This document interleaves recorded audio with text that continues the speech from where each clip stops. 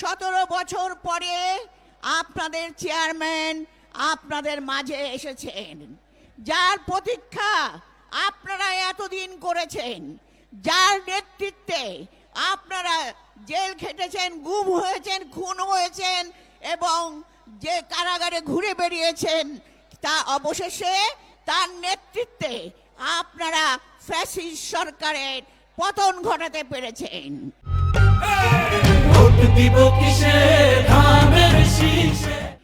আজকে তাই আমাদের চেয়ারম্যান সাহেব আজকে সারা বাংলাদেশে ছুটে বেরিয়েছেন তার জনগণের কাছে, কিন্তু একটি বার্তা নিয়ে তিনি আপনাদের মাঝে এসেছেন।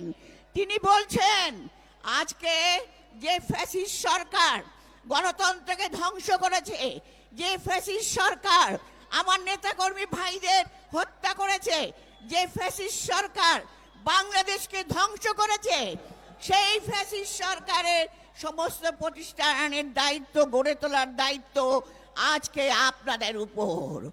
আপনারা আগামী যে নির্বাচন, সেই নির্বাচন আমাদের জন্য সবচেয়ে বড় লড়াই।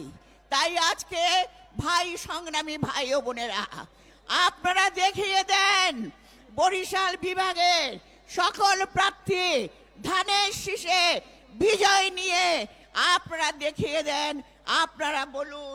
আপনারা বলুন এ দেশ শহীদ জিয়ার, এ দেশ আমার দেশের নেত্রী বেগম খালেদা জিয়ার, এ দেশ তারেক রহমানের। ধন্যবাদ। আল্লাহ হাফেজ। বাংলাদেশ জিন্দাবাদ। তারেক রহমান জিন্দাবাদ। শহীদ জিয়া অমর হোক।